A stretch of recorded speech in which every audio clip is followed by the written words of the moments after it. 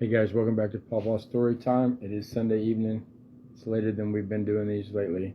It's been a pretty intense, long but full weekend. I know the thing that I wrote in the description about the theme for the weekend, because I know that it seems like there's been a lot of bad stuff that's been happening lately.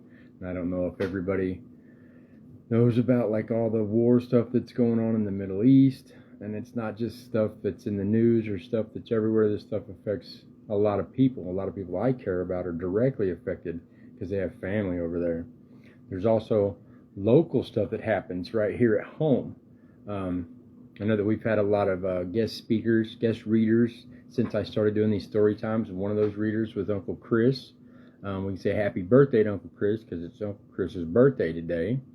And Uncle Chris was also in a car wreck, and we thought it was going to end up being worse, but medical sciences has proved that he's going to be just fine. He's going to be okay. I know that some of you guys, some of the grandkids got to see him today, but because of some of this bad stuff that happens, I wanted to share something with you guys before I started the story time, which is probably out of the ordinary, but we're going to walk through the house here. I'm going to stop and turn this around. Show you a few cool things on the way real quick, like all the little house stuff. And Laura's, this is our high five wall with Nick and Nate and Oliver and Raylan and Jason, Sabea and Mia. We're still missing some other people. Stuff that's hanging up. Mr. McFeely from Mr. Rogers' Neighborhood, because that's a huge part of why I even do these story times. They started with the giving boxes. This is all Mr. Rogers' Neighborhood. Little House on the Prairie, all the stories, my books, Pawpaw Storytime stuff. And we don't have time to get into all of the hero stuff, but we've got quite a bit of hero stuff in here, all the way around, all the hero stuff, the whole wall, all of this. But what I really brought you guys in here for is because I want to share this with you. This guy is one of my heroes. He's why I started doing these story times. When I read his book to you guys the very first time, a long time ago. And he is going to talk a little bit about how he feels. You know, my mother used to say, a long time ago, whenever there would be any really catastrophe that was in the movies or on the air, she would say, always look for the helpers. There will always be helpers, you know, even just on the sidelines.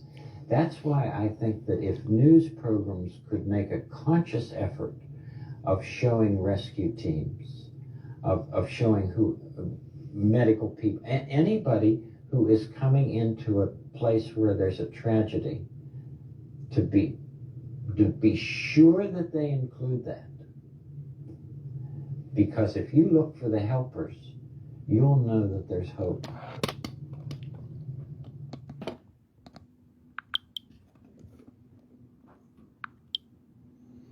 That's pretty important.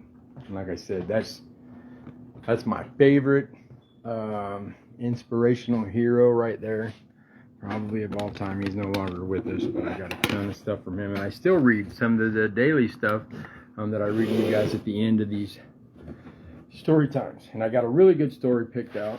And it was kind of because it's in between seasons. It's just after Halloween, but it's not quite Thanksgiving, Christmas time yet, and it works out really good to dedicate it to Uncle Chris, him being in the hospital and him being his birthday, because we're going to read Tim Burton's A Nightmare Before Christmas. But I'm going to start off with, don't sweat the small stuff, but this is for teens. I know that some of you grandkids and some of my other, they're not exactly teens yet. Sabea's getting close. But these are simple ways to keep your cool in stressful times. This says, be okay with your bad hair day. When I told my daughter that I was going to include this strategy, she was a little irritated with me. She told me that being a man, I couldn't possibly know what it's like to have a bad hair day, but I do. Unfortunately, I also know what it's like to feel unattractive, overweight, and underdressed. I sometimes feel that too. In fact, when I was in Taiwan, I was given the opportunity to meet the president of the country shortly after I arrived. Not only was I jet-lagged from the long flight, but I had forgotten to pack a tie. My eyes were red and I hadn't had a chance to shave. I looked and felt horrible, but all I could do was laugh at myself. Obviously, a bad hair day isn't usually just about hair, but about the way we look and feel in general. However, having a sense of humor about it has the effect of calming you down and helping you to relax. If instead of freaking out, you can lighten up a little, usually that will take the edge off of your frustration. This in turn will make your bad hair day a little easier to tolerate. Hair is a funny thing. What's in one year is out the next. What's popular in one culture would look strange in another, yet while what looks good is arbitrary, we nevertheless take it very seriously. We imagine that other people really care about how our hair looks. I challenge you just for fun to be really honest about the following question. How much time and energy do you spend carefully looking at your friend's hair or a stranger's hair? Probably not very much. Obviously, you see hair everywhere you look, but do you really study it? And even if you do you give it much thought? Probably not. The good news is, no one else does either. And if they did, wouldn't you think their time would be better spent doing something else? Our bodies are a gift, and it's important to care for them. You also can make a case that it's important to look as nice as we can. Yet in this world of supermodels and slick advertising, it's easy to get sucked into the belief that your hair and other parts of your body need to look different from the way they do in order for you to feel good about yourself. It's nonsense. That is an attempt to make you feel as if you need something that is being offered, some beauty product or makeup or certain type of clothing or exercise equipment. It's sad, but these people actually try to get you to feel bad about yourself or the way that you look so that you'll need them or their products to rescue you. There's a great deal of pressure to look like him or to look like her. The idea, of course, is that you'll feel better if you look like someone else. And that's absurd. It's been proven to be inaccurate. If you think about it, it doesn't matter what you look like if you're overly concerned about it. Whether you're sweating the small stuff or sweating the way you look, either way it translates into unhappiness and stress. Do you think all supermodels feel great about themselves? Or do you suppose that some of them are obsessed about their weight, insecure about the way they look, about getting older and so forth? Do you think good-looking teenage entertainers who get breast implants or go on crash diets to do so because they feel good about themselves? Because they're insecure about their looks? Doesn't it seem that whatever someone looks like, it never turns out to be good enough? Indeed, the only people who feel good about themselves are those who like and accept themselves just as they are. They take care of themselves and make healthy choices, but they do not obsess with their looks. The way to overcome this problem is to see it for what it is, a trap. Once you understand that one of the main reasons you might feel good, not feel good enough about yourself is because you're encouraged to feel that way, you'll be able to let go of some of your insecurities. The way to fight back against the pressure to look different is to make the decision to like yourself just the way you are. And as simplistic as this sounds, once you make this decision, you will feel better about yourself because you're the one making the decision. And as insecure thoughts about your hair and other body parts come to mind, see if you can dismiss them as being insignificant. Remind yourself over and over that you don't need to be any different in order to like yourself. I'm certain that you have the capacity to see yourself as wonderful and beautiful just the way you are. I'm also certain that once you do, you'll find it a whole lot easier to live a happy life.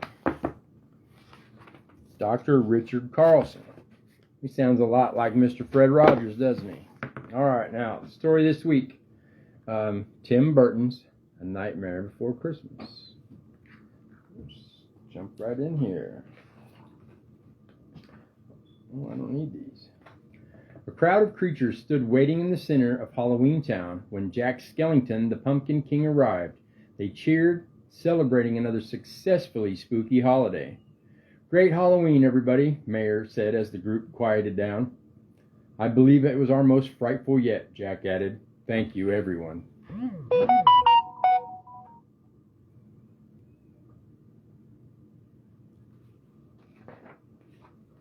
But Jack soon left the party and joined his ghost dog Zero in the quiet graveyard.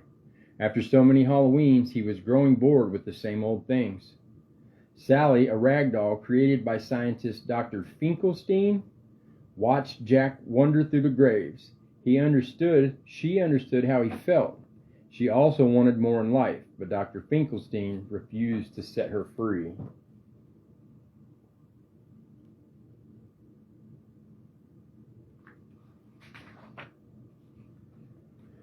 Jack walked all night with Zero, going deep into the woods. He came to a clearing surrounded by 7 large trees, each with a different door painted on it.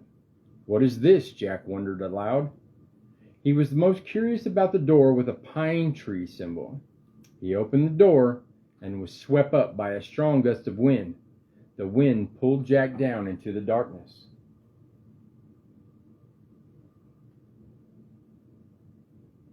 You can see that very well. I think that pine tree is a Christmas tree. Jack landed on a snowy hill above a town filled with colorful lights and joyful sounds. He was thrilled. There were so many new things for him to see, from snow falling to people singing songs to a large man shouting, "Ho, ho, ho!" Jack thought he heard the man being called Sandy Claus. Jack learned that he was in a place called Christmas Town.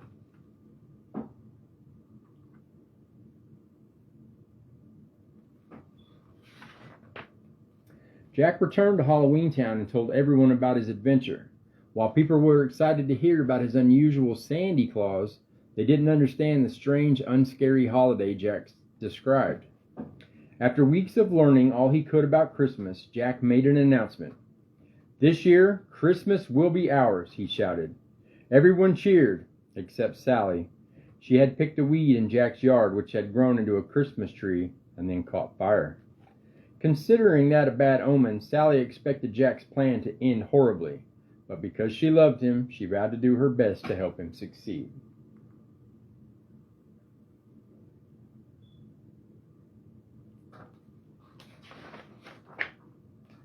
Preparations for Christmas were underway in Halloween Town, and everyone was pitching in. Dr. Finkelstein made skeleton reindeer and ghosts and ghouls decorated the square, and despite her reservations, Sally sewed Jack his own Sandy Claus suit. Jack called on Lock, Shock, and Barrel for a top-secret job. They ran into Christmas Town and kidnapped Sandy Claus. Jack needed Sandy Claus out of the way so he could deliver presents this year. Jack told the trio to make Sandy Claus comfortable, but instead they took him to their boss, Oogie Boogie, a villain who loved to cause chaos.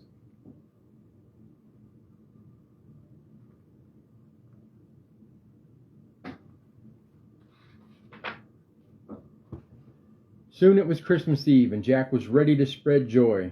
"We're off," he shouted to an excited crowd. With Zero leading his coffin sleigh, Jack shot into the sky. But the scary toys Jack delivered were not at all what the children expected. Instead of joy, Jack's presence spread fear throughout the world.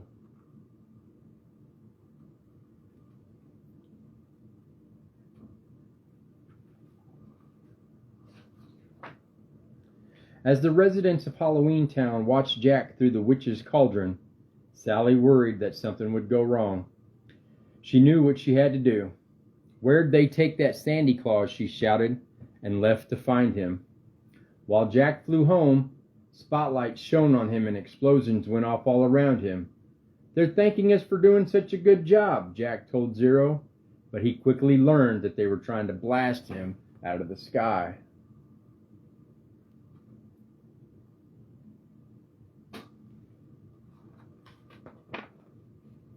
Jack's sleigh was damaged and it fell to the ground, landing in a graveyard.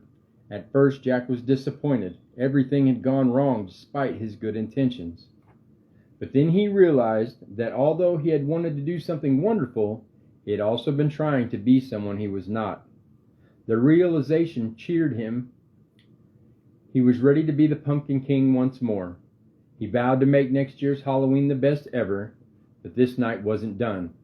"Come on, Zero," Jack said, heading back to Halloween Town. "Christmas isn't over yet."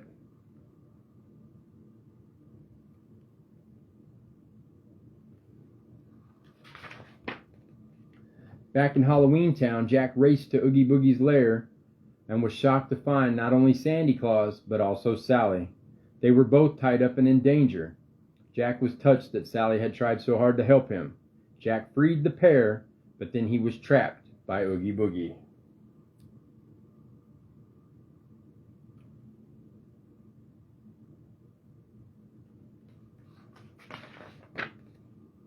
"How dare you treat my friends so shamefully," Jack shouted.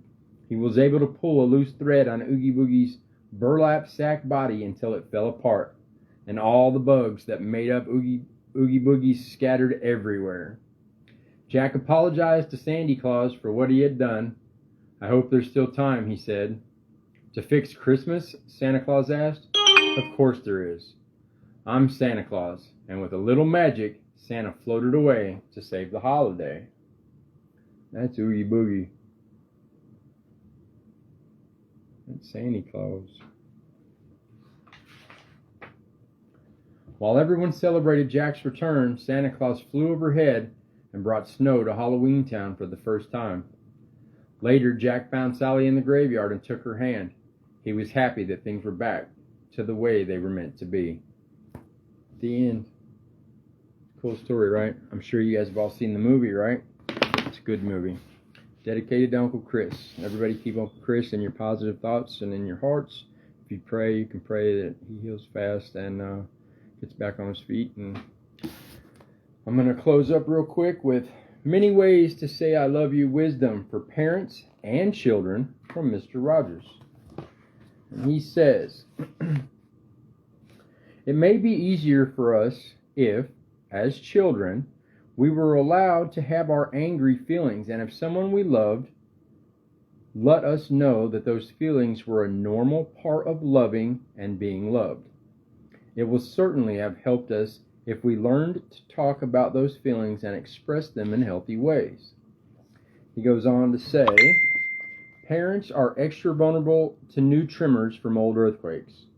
For instance, when we leave our children in childcare or in preschool for the first time, it won't be just our child's feelings about being separated from us that we will have to cope with, but our own feelings as well, from our present and our past, from when we were children and struggled with our own feelings of being away from loved ones." And that's going to do that. And I think, I don't remember which story we've got scheduled for next Sunday, but I know that all the ones coming up are going to be either wintertime, Thanksgiving, a couple birthday things, and then we'll be starting on the Christmas ones and the holidays, and we'll be going from there. And then, and that's it. I'm going to go ahead and close this up, and for all you guys, grandkids and everybody, always remember that I love you for being exactly who you're supposed to be, and you're the only one that gets to decide that. I love you just the way you are. Just like Mr. Rogers said, just like Dr. Richard Carlson said, it seems to be an ongoing thing. Just be who you are, don't let nobody make you feel any less than. And remember that our minds, just like our books, work better if they're open. I'll see you guys next time. I love you.